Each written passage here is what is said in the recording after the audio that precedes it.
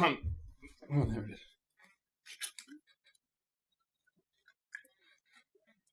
I'm gonna respond to a hangout now. A hangout that took place between Vegan Gains and Bearing. Vegan Gains subbed by Jack Green and Bearing subbed by Kraut and Tea, which is a vegan dish, by the way. Incidentally, this live stream is a perfect example of why I don't often debate people live. Why I don't respond to calls of let's discuss this in a stream. Because live streams don't have a good track record for solving disputes. More often than not, they just go round and round in circles and get more confusing and end up causing more disputes than they solve. In this case, neither side wanted to have the argument on the other side's terms, which is understandable. It just held things up a lot. But, well, I'm going to have the argument on your terms, Vegan Gains, in terms of ethical justification. I'm just not going to have that argument with you in real time, because I think you have a screw loose. So I will attempt to make sense of this situation in a slow, redrafted, methodical way, if you'll indulge me. Frankly, this is still less annoying than the footage of Women's Day that I'm supposed to be covering for the Raidening. Alright, let's go on with it. Okay, I can agree that humans are superior to animals in virtually every metric. Interesting. Possibly a little bit infantilizing, but we'll come back to that. We're smarter, we have civilization, we have moral agency. Why does that grant us moral justification to needlessly cause their suffering and death? He keeps framing this argument as though eating meat is tantamount to causing death and suffering to animals. I understand he doesn't mean it's directly causal. He means we're responsible for it because of the supply and demand. We choose to make ourselves part of the demand, therefore we're accountable for the supply, which I do accept. But here's the thing. Well, the point I'm trying to make is you keep bringing up things like smoking cigarettes, cocaine, scotch, shit like that. These sorts of vices, they only harm you, and it is a personal choice that you can make, but it only harms you. If by your logic the act of eating meat makes you indirectly responsible for the meat industry and all the battery farms and slaughterhouses that go along with it, then the act of taking cocaine makes you indirectly responsible for the cocaine industry. If eating meat equates to needlessly murdering animals, then taking cocaine equates to needlessly murdering Colombians. And if you think the cocaine industry has no effect on ecosystems, think again. You need space to grow it. It's not. A lot of people think cocaine is some kind of powdered alloy that's made in a lab. It's not. It's from a plant. Just like weed, just like heroin, just like aspirin. Now, my answer to this conundrum is end the drug war. End prohibition. It has never worked. Decriminalize all recreational drugs and the black market will dissolve into a white market. That was a drug reference, not a racial one. The solution to the meat problem is more complicated. It's not illegal. So it's entirely in the hands of supply and demand. And therein, I think, there is a case to be made for eating less meat. For not eating obscene amounts of it, anyway. And for making some effort to find ethically sourced meat, if you can afford to. I don't approve of battery farms, and I don't think it's too controversial of me to say that ideally, there should not be a single battery farm anywhere. But it's just that, an ideal. Getting there is going to involve a lot of pragmatism along the way. And I'm not sure if prohibition is a solution, because the thing I just said, prohibition never works.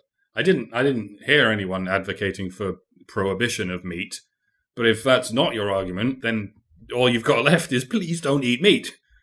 And as you were informed in many, many iterations, that argument's not going to fly.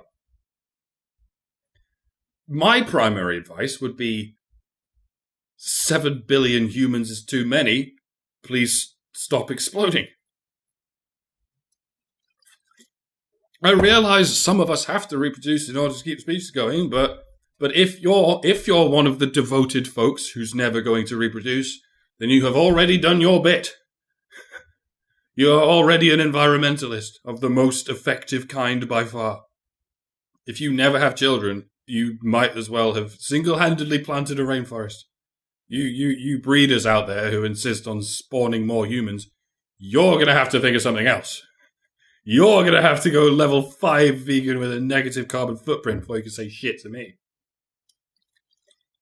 We can go up to 10 billion humans if you like, or we can go back down to 1 billion. Which do you think will make it easier for us to ethically source our farmed goods? To me, the ideal situation is not one in which all animal farming is abandoned, just one in which the suffering of the animals is minimized as much as possible. I see nothing wrong with raising an animal in an open environment where it can frolic around with other animals and have a life expectancy longer than it would have in the wild. You know how most animals die in the wild? Either from an untreated disease early in life, or from being skinned alive and eaten by a predator early in life. An organically farmed, naturally fed animal will have their diseases treated and their predators kept at bay. They will suffer less and live longer than the average animal in the wild, especially when you factor in the infant mortalities. So how can you say, I'm causing it suffering and death by eating it after it's dead? The farmer caused its death by killing it, but the farmer is the very person who gave it a safe, long, happy, predator-free, disease-free life. The farmer prevented the animal from suffering at the hands of the wolves and infections that would have killed it in the wild. I'm against unnecessary killing. And how can you say its killing is unnecessary? To what extent is death necessary? That's not a rhetorical question. Death is necessary so that life grows in generations and ecosystems can adapt to change over time. Without death, all life on Earth would be a single colony of some kind of fungal mitochondria that regenerates itself. And then a meteor hits the Earth and bang, all life is over because it can't adapt. So it is necessary for these animals to die, just like it's necessary for all organisms to die. And if we've already granted them the privilege of living longer than they would in the wild, then it is necessary to kill them for the sake of the ecosystem. It's a problem we caused. Unfortunately, we caused it thousands of years ago and we can't go back now. These animals are mutated beyond recognition. We can't just undo the generations of selective breeding and return them to the wild. We're stuck with it now. We are responsible for their lives and we are responsible for their deaths. Any change we make to this system is going to have to be gradual and it's going to depend, bottom line, on the size of the human population. Everything else is a drop in the ocean. Just saying. I'm against unnecessary killing, even if it's done humanely, which I think humane killing is just an oxymoron. Then you are an oxymoron. Or a deliberately ignorant virtue signaler. If you can differentiate between necessary killing and unnecessary killing, then you can differentiate between humane killing and inhumane killing. It's, for instance, when it's necessary. What are you going to do if you accidentally run over a raccoon with your bike? If it ran out in front of you and you went over it with both wheels before you could react in time. You turn around and you see it there. He's twitching like crazy. His guts are all hanging out and shit. He's definitely going to die today. But it's not dead. It's just suffering horribly. What do? Vegan.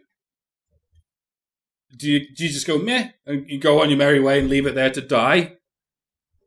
That would be inhumane, in my opinion. Do you scrape its remains off the tarmac and carry it to the nearest hospital on your bike?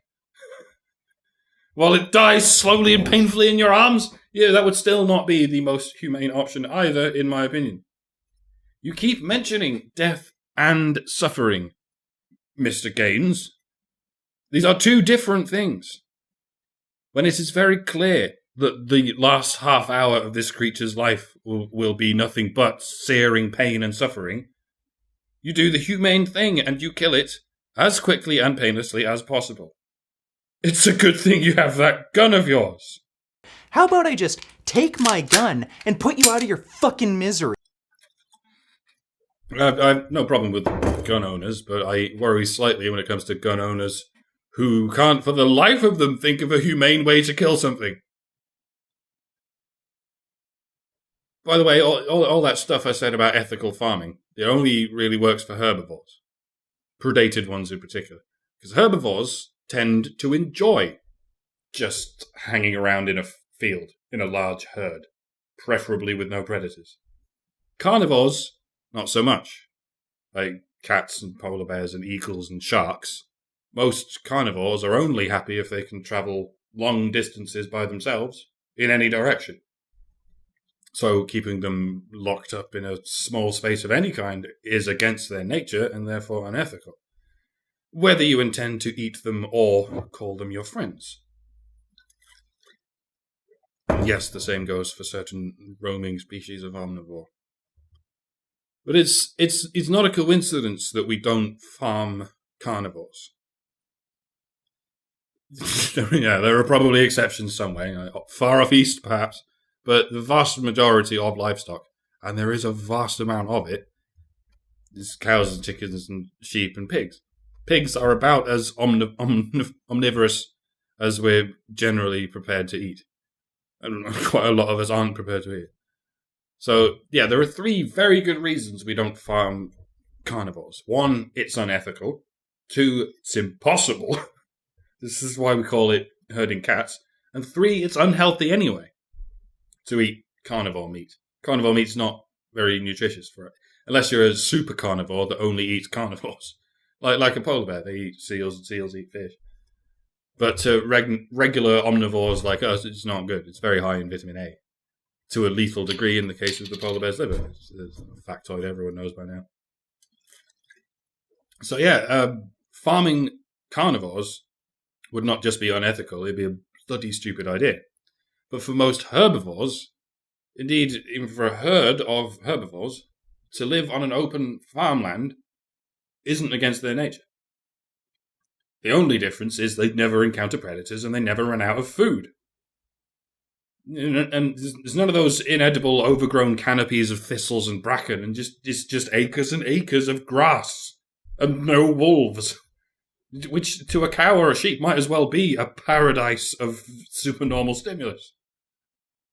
It's actually not entirely dissimilar to the trade-off that civilized humans make. In nature, in the wild, humans are lucky if we make it to 35. Here in civilization, we're expected to make it to 70.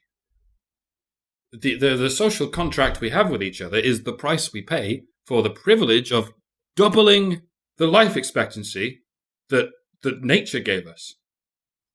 And it's largely thanks to the better living through chemistry that we've discovered. This is why I don't just bugger off to live in the woods. Yeah, not just because I've got no idea what I'm doing. Even if I did, I would probably still choose this. Civilization. Where there's no bears and wolves and typhoid. I turn 35 next week. Every day I live from now on is a day I earned by living in a cooperative society. That's another difference between herbivores and carnivores, and indeed, omnivores to some degree.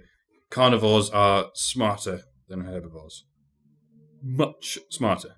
They've evolved to be exceptionally sensitive in one department or another. Herbivores, for the most part, have evolved to be grass-eating machines that exist in huge herds that are simply too big to fail. It's really remarkably easy to keep herbivores happy. Just give them grass and don't scare them. Keeping omnivores happy is different. Dare I say, more nuanced. Another thing Vegan Gains keeps saying is that what our ancestors did is irrelevant. And it's a logical fallacy. It's utter nonsense. Whatever our ancestors ate in order to evolve the brain we're currently using is self-evidently important if we are to maintain it. As we know, animal morphology does not form by coincidence. It forms by gradual adaptation, by subjection to a consistent environment, consistent stimulus, and a consistent diet. And this is what I mean by animal morphology. Look at these pictures. To which one of these birds should I feed meat? Yeah, you know the answer, but do you know how you know the answer? To which one of these mammals should I feed meat? Guys, you know the answer, and the answer is a lot more simple than you think. Hint, it's not the teeth. Now then, the next round is the trickiest. To which one of these primates should I feed meat? You may have still not noticed the difference, but your brain did. You got it yet? It's the eyes. It's where the eyes are on the head. Let's go through them again. This grain scavenger on the left, eyes far apart. This meat sniper on the right, eyes close together at the front. This slow herding herbivore on the left, 360 vision. This salmon harpooning, moose wrestling, eat anything that moves monster on the right, stereo vision. Now here's the tricky one. The story of the lemur is rather a fascinating one. They are primates, but for millions of years on the island of Madagascar, lemurs have been evolving separately from all the other primates. And where other primates have evolved into, monkeys, baboons, chimps, gorillas, and humans, and whatnot, lemurs, in their isolation, have lacked competition. So they've speciated, but stayed much the same in form as they were millions of years ago, which provides us with not exactly a living fossil, so to speak, but certainly some kind of evolutionary time capsule. Primates evolved from tree-dwelling, slightly squirrely-looking things like lemurs. So our eyes evolved from that to that. Why did they do that? Why did evolution gradually change our 360 vision to our stereo vision? Was it so we could spot the grass from a distance? Was it so we could hunt down the seeds and the nuts and the grains and grab them quickly before they scurry away? I put it to you that it was not.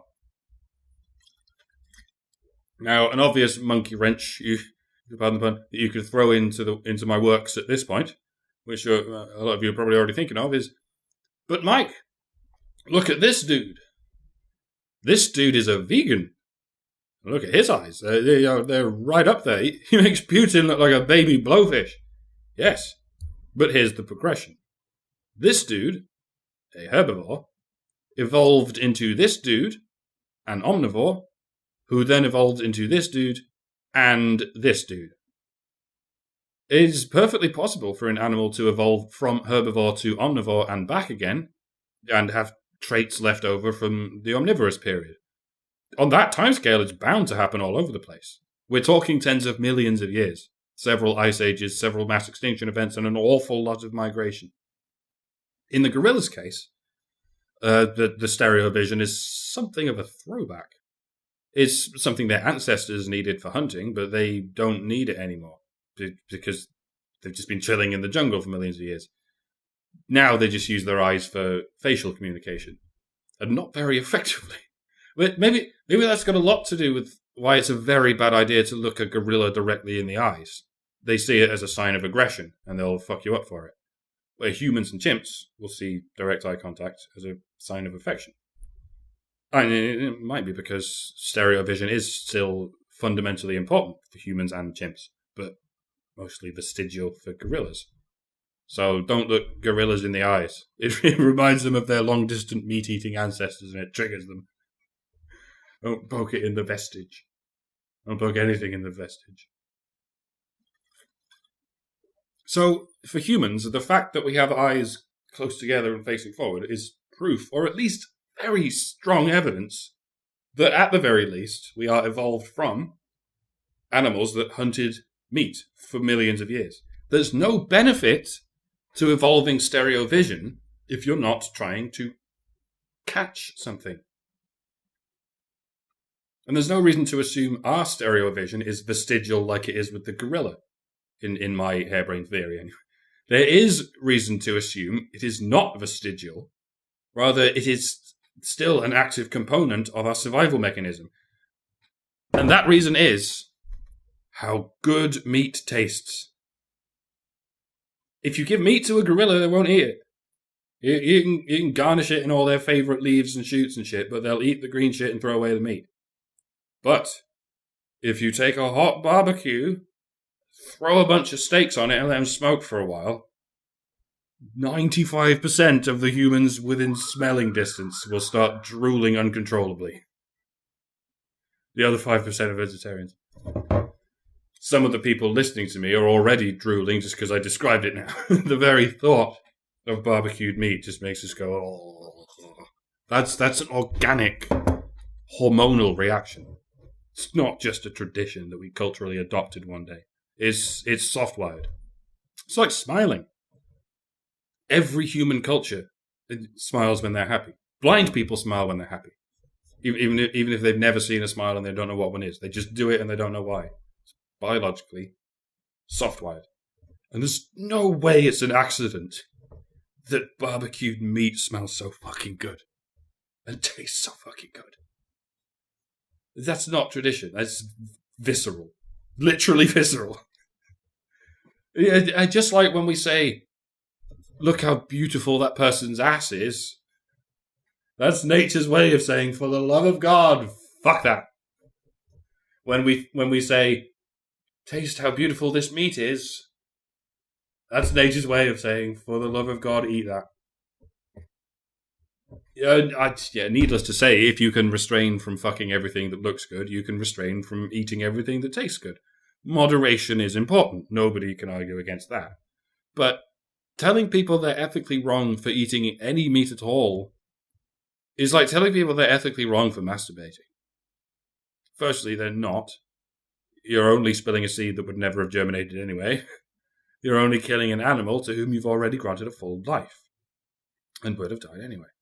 And secondly, it feels indescribably pleasurable to reap what you sow. So you're arguing against logic, and in this case the logic has all the animal instinct on its side. You will never get through to people this way. And even if you do, you'll only mess with their heads. It's like you're trying to wrestle a dead rabbit from the jaws of a starving vegan dog. She is a vegan dog. She's eating all vegan food, so yeah, moral of the story is please don't feed a vegan diet to a dog, you will kill it. Killing an animal to eat its meat, not necessarily unethical. Killing an animal just for the sake of killing it, very unethical. Killing an animal through negligence for the sake of flexing your dogmatically politicized vegan ideology, highly unethical indeed. When religiously dogmatic parents refuse life-saving medical treatment for their child in favor of praying to Jesus for a miracle, they are guilty of negligent homicide, as far as I'm concerned. And exactly the same goes for ignorant dickheads who kill their dogs with vegetables. Fucking hell. I thought this was something that only happened in satirical cartoons. But it's real. People are forcing dogs to be vegans. This whole thing is a complicated issue, folks. But anyone who can slowly starve an animal to death in flagrant ignorance of all the world's unanimous medical information and then have the chutzpah to lecture anyone about cruelty to animals, fuck that. In every hole. Every preferable hole. Boo this man! And now, tell me why it's okay for people to own dogs without a prescription. Sure, dogs can be helpful as guide dogs and as therapy animals and as sheepdogs, but those are all specialist situations for which a licensed practitioner is required. If you let any Tom, Dick and Harry own a dog, then this is what happens. Not only will you get rich it girls demanding the supply of handbag-sized rodent dogs, and antisocial murderers demanding the supply of cage-fighting Rambo dogs, you'll also get befuddled crazies like Vegan Gaines conducting their sick vegan experiments on hybrid wolf dogs. So, basically, to put all this in perspective, if we're not allowed to have guns without a professional need for them, and we're not allowed to have drugs without a professional or medical need for them, then why are we allowed to have dogs? without a professional or medical need for them. Because in this case, we're not just hurting each other, we're hurting the dogs. Yes, I know they have sophisticated cognitive abilities and an advanced theory of mind. That's why we should stop hurting them. But, cue the crowds of hysterical alpha monkeys screeching, "You just hate dogs!" Yeah, and I just hate women, right? I don't like the way we infantilize women, and I don't like the way we torture dogs. So I obviously hate women and dogs. If you're wondering what that aching feeling is in your rectum, that's your principles. Reach on in there. Pull them out. Rinse them off and start again. Goodbye. Fuck you, Duffy. Fuck you!